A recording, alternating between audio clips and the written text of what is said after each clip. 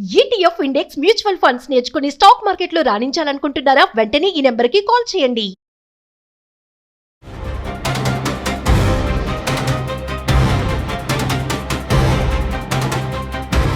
నమస్కారం అండి. నేను మీ నడు రవికుమార్ని. సుమన్ టీవీ వీక్షకులు పునఃస్వాగతం.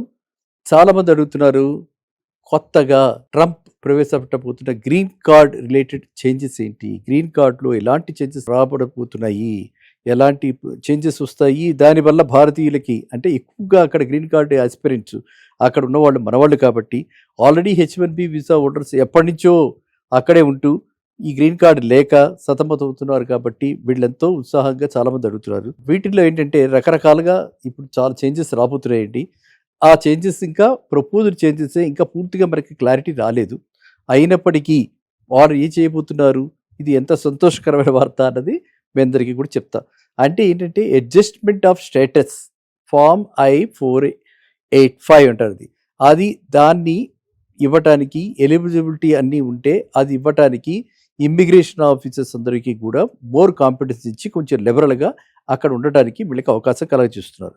అదేవిధంగా సెప్టెంబర్ 18 రాబోయే సెప్టెంబర్ 18 అంటే లెస్ దాన్ 2 months, సెప్టెంబర్ 18, 2026 నుంచి పబ్లిక్ ఆఫీసర్ ఛార్జ్ కింద కొంతమందిని వాళ్ళు అక్కడ స్క్రూటినైజ్ చేసి పబ్లిక్ బెనిఫిట్స్కి అంటే వాళ్ళ పబ్లిక్ గురించి కొంతమందిని ఐడెంటిఫై చేసి maybe some people like doctors or people who can treat them, ఇలా అంటే మన ఆల్టర్నేటివ్ ట్రీట్మెంట్స్ కూడా ఇప్పుడు యాక్సెప్టెన్స్ వచ్చింది కాబట్టి అలాంటి వాళ్లకు కూడా ఎగ్జంప్షన్ ఇచ్చి వాళ్ళకు కూడా ఇచ్చే ప్రతిపాదికత ఉంది. ఇంకా ఏంటంటే ఈవెన్ EB1 అంటారు, EB2 అంటారు. EB1, EB2 ఈ లాంగర్ వెయిటింగ్ పీరియడ్ ఉంది కాబట్టి ఆ పీరియడ్ కూడా తగ్గించేలాగా సిగ్నిఫికెంట్గా బ్యాక్లాగ్స్ తగ్గించేలాగా ప్లాన్ చేస్తున్నారు. ఇంకా అన్నిటికంటే ఇష్టమైంది, చాలా నచ్చేది ఏంటంటే చాలా ఈజీగా కనిపిస్తున్నది, మనందరం కూడా దాని అడ్వాంటేజ్ తీసుకునేందుకు అవకాశం కనిపిస్తున్నది ఏంటంటే గ్రీన్ కార్డ్ అప్లికెంట్స్ అందరూ కూడా ఇది వరకు 1 million ఉంటే ఇప్పుడు ఓన్లీ 1 lakh రిఫండబుల్ బాండ్ తోటి బయట నుంచి అంటే విదేశాల నుంచి మన దేశం నుంచి కూడా అలాంటిది ఏదైనా 1 lakh రిఫండబుల్ బాండ్ పెడితే అంటే ఇప్పుడు మనందరికీ తెలుసు US ఎకానమీ కూడా ఇరాన్ వార్లో దెబ్బతింది కాబట్టి ఇప్పుడు వాళ్ళకి కూడా డాలర్ ఎక్విషన్ కావాలి, దానికి డాలర్ ఇన్ఫ్లోస్ కావాలి కాబట్టి ఇది కూడా సీరియస్గా వాళ్ళు థింక్ చేస్తున్నట్టుగా తెలుస్తోంది. ఇక అసలు ఏ డబ్బులు కట్టకుండా అక్కడే H1Bలో ఉండి గత 7 ఏళ్లుగా కంటిన్యూస్గా వాళ్ళు కనుక అక్కడే ఉండి అంటే కంటిన్యూస్గా అంటే అర్థం ఏంటి, 1 monthకి ఇంటికి పేరెంట్స్ చూడడానికి 15 days పేరెంట్స్ చూడడానికి వచ్చిన వాళ్ళని అది కంటిన్యూస్ కిందనే. కానీ H1B వాళ్ళకి వ్యాలిడ్ H1B తోటి లీగల్ స్టే అక్కడ కనుక లీగల్ స్టే ఉండుంటే స్టూడెంట్స్ అయినా సరే వాళ్ళు లీగల్గా ఉండుంటే వాళ్ళకి ఫర్ లాస్ట్ 7 years ఇంక్లూడింగ్ వాళ్ళ study period thereafter employment కాబట్టి it is a very good move. అందరం ఇది వస్తుందని చెప్పి ఆశిద్దాం. 7 years కంటిన్యూస్గా అక్కడ ఉంటే వాళ్ళందరికీ కూడా గ్రీన్ కార్డ్ ఎలిజిబిలిటీ వచ్చే అవకాశం కనిపిస్తుంది. అలాగే వాళ్ళు అంటే అలాంటి వాళ్ళందరూ కూడా క్లీన్ క్రిమినల్ రికార్డ్ మెయింటైన్ చేస్తూ ఉండాలి. అండ్ వాళ్ళు ఆల్రెడీ కూడా ఏదో ఒక జాబ్ ఏదో చేస్తున్నారు కాబట్టి they are contributing to their communities. అట్లాంటి వాళ్ళందరికీ కూడా ఇలా ఎగ్జంప్షన్ ఇచ్చి వాళ్ళకి కూడా ఇద్దామని చెప్పి అనుకోవటం జరుగుతుంది. సో గ్రీన్ కార్డ్ ఇచ్చినంతలో వీళ్ళకి మనందరికీ తెలుసు లీగల్గా వాళ్ళు అక్కడ ఎంతకాలమైనా ఉండొచ్చు. అండ్ గ్రీన్ కార్డు ఉంటే పర్మనెంట్గా వాళ్ళు అక్కడ సిటిజన్స్గా మారిపోయి వాళ్ళు అక్కడే ఉండిపోవడానికి కూడా ఉంది. తర్వాత మనకి ఏంటంటే ఈ EB2, EB1 ఈ ఏవైతే మెథడ్స్ ఉన్నాయో వాటిల్లో కూడా వెళ్ళేందుకు అవకాశం సరళీకృతం అయ్యే అవకాశం ఉంది.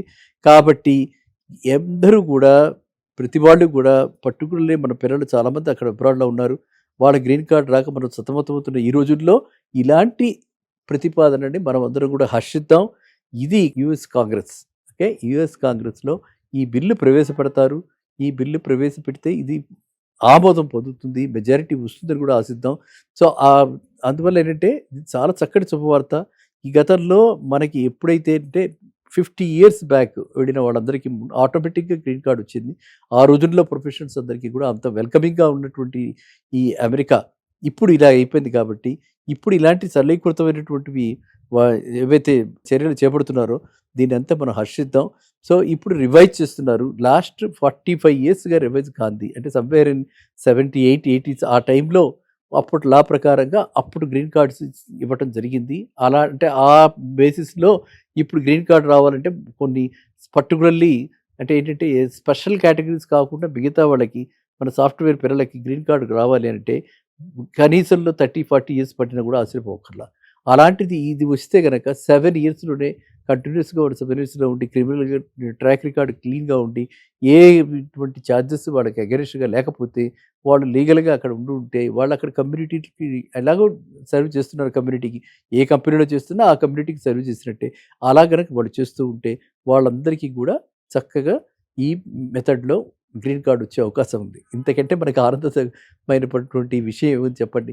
కాబట్టి మీరంతా ఇలాంటి ప్రశ్నలు మున్ముందు కూడా ఎటువంటి అనుమానాలు వచ్చినా కూడా మీరు నిస్సందేహంగా నన్ను సంప్రదించొచ్చు. ఛానల్‌కి రాస్తే అలాంటివన్నీ కూడా మేము టేకప్ చేస్తాం. సో, ఈ సందర్భంగా ఈ ప్రశ్న అడిగిన వాళ్ళందరినీ కూడా నేను అభినందిస్తున్నాను. యూఎస్ గ్రీన్ కార్డ్ సరళీకృతం అవ్వటం అన్నది మన వాళ్ళ పిల్లలకి రాబోతున్నాం అన్నది చాలా ఆనందదాయకమైన విషయం. ఇది మనము వేచి చూడాలి. సెప్టెంబర్‌లో మనకి పూర్తి క్లారిటీ వచ్చేస్తుంది. సెప్టెంబర్ ఎండ్ కల్లా అంటే only just less than 2 months. So, పూర్తి క్లారిటీ వచ్చేస్తుంది. ఆ క్లారిటీ వచ్చాక మళ్ళీ ఏమైనా మార్పులు, చేర్పులు ఉంటే మళ్ళీ ఇంకో వీడియో ద్వారా మీ అందరికీ కూడా తెలపవచ్చును. సరేనా? నమస్తే.